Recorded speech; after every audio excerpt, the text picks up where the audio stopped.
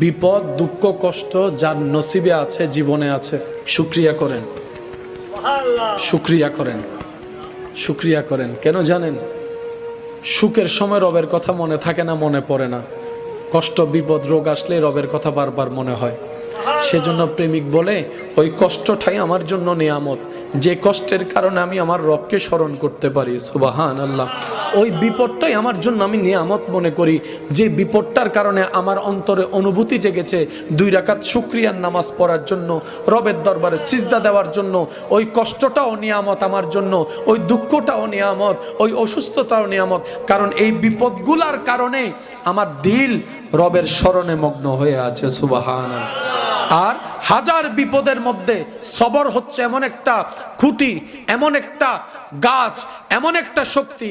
এই সবর ধৈর্য সহ্য যে করার মতো করতে জানবে, বিশ্বাস করেন ভাই,